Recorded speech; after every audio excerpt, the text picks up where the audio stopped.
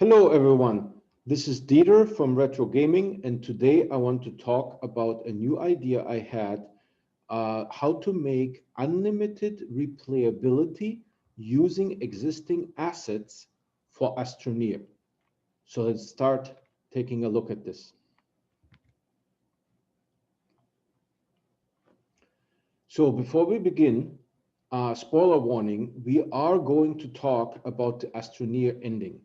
So if you don't want to hear how Astroneer ends, you need to stop watching the video now. All right, let's move on. So at the end of Astroneer, when you collect all the stones from all the different gateway chambers on all planets and moons and place them on the elevator platform, an odd stone appears. When the player activates the odd stone, for a very short time period, you see that the Astroneer, which is what the player is called in the game, is using his PDA. And you see on the PDA, there's a little graphic there.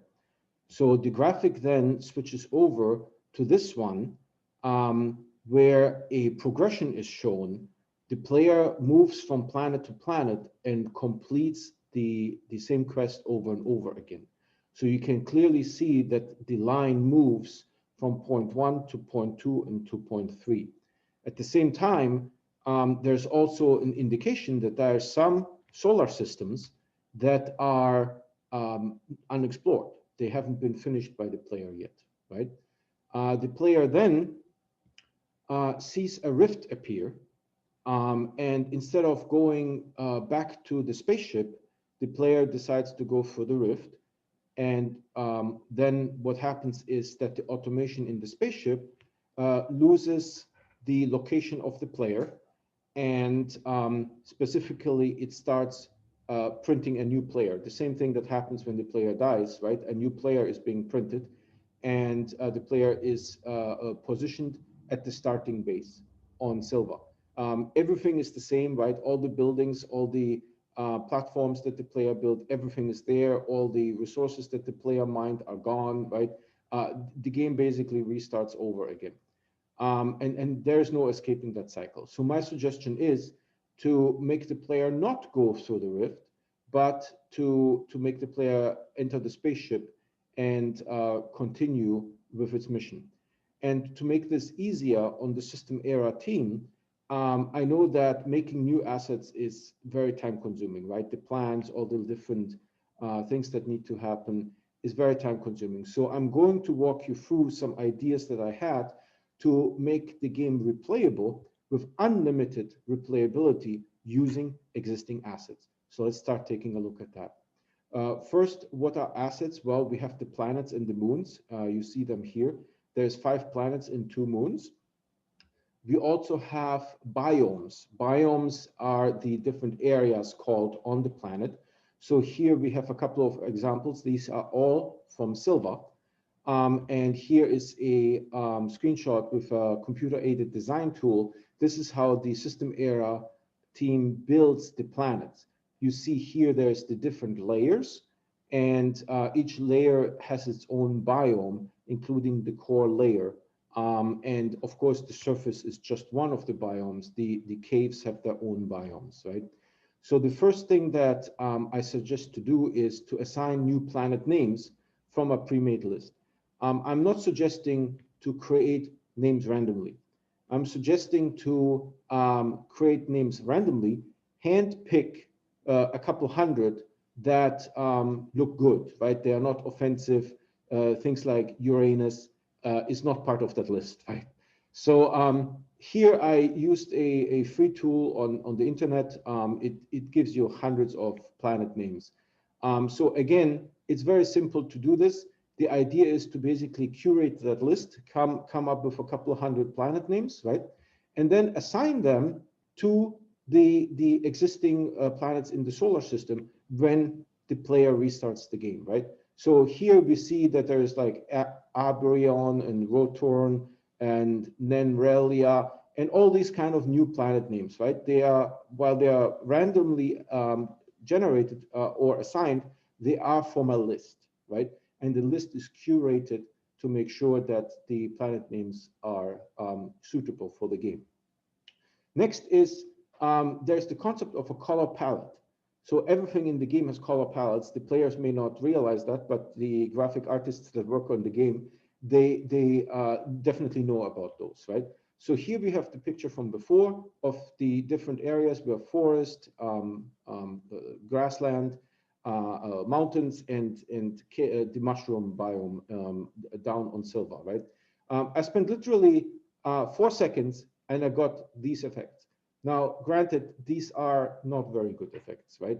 But I just wanted to show that doing something with colors is relatively simple and it's very powerful, right? I mean, all of these look somewhat different to what we are used to. And that's all it takes, right? And I'm also not saying to just randomly take colors and assign them, because you will get very atrocious combinations, right? What I'm saying is that to build maybe 2 or 3 alternative color palettes for the different biomes, right? And then just randomly assign from those pre-made alternative color palettes to get different colors, just to make the game more interesting, right? The next thing is there is a set of resources, right? And some resources are entry requirements to make higher level construction objects, like the trade platform, for example, needs tungsten and iron, I believe, right? So to basically make templates, and we have these templates here, right? We see that silver has spherulite, malachite, hydrogen, and nitrogen, while the solar has wolframite and spherulite, right? So just to sort of simplify it, just make template cards of the resources, right? And you may have multiple groups of resources that that you want to choose from, right? So you could have sort of like a hydrogen group, and you could have, for example, a methane group, or you could have a helium group, right? And there could be some overlap. And when you assign resources, you need to make sure that you pick one from each group. This is how you can ensure that none of the resources are missing, right? So this is how this would look like. We would start with the new solar system with the new planets, assign new resource cards to each of the planets, and essentially what happens is that it converts the planets sort of, if I may do that visually, to the new resource type. So it would sort of look like this, right? So this is already pretty good. We can get a lot of stuff accomplished with that, and I think it will make the game replayable with existing assets and make that very easy for system era.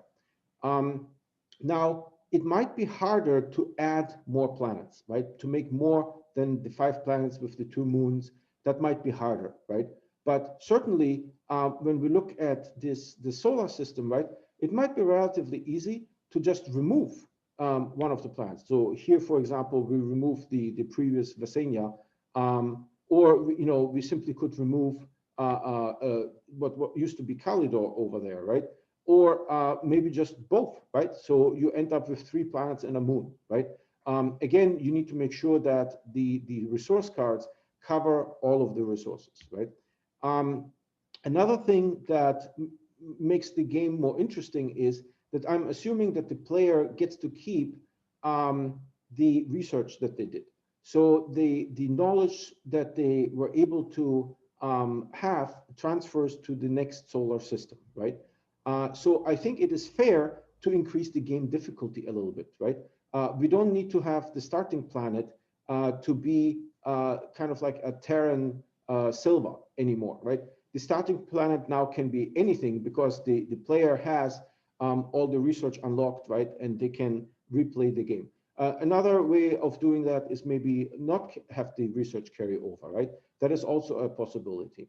Another thing that I thought of is that maybe not all the resources are actually available in that solar system. Obviously, you need at least the resources to make the trade platform, but then things like lithium or something like that, they can be obtained using the trade platform, right? You just collect soil, you convert it into scrap, or you collect debris and you convert it into scrap, right?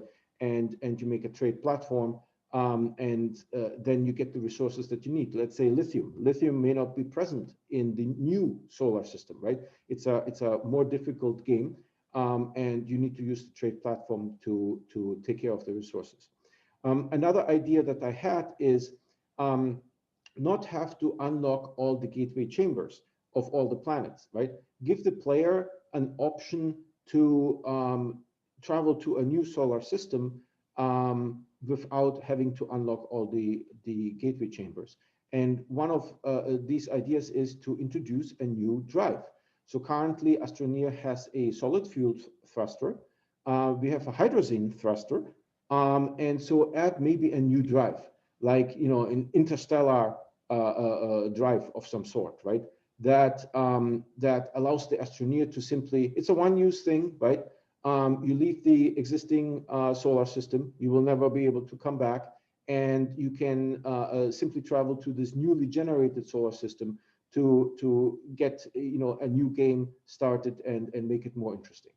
So in a sense, the player could use the drive to just take off of Silva or whatever, whenever they desire. And of course, the drive, you may have to research it. You may have to actually find the plans for the drive somewhere, right? It could be made interesting in some way for the player to achieve that. And then they go from the existing sort of known solar system to a completely new solar system where things are vastly different, right?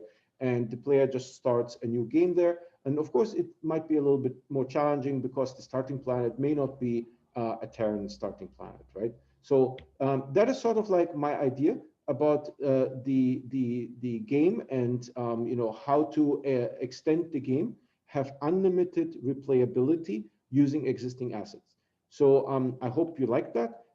Please, if you have any other suggestions or any other ideas, leave some comments down below, and we can talk about that. All right, you guys take care. Thank you. Bye.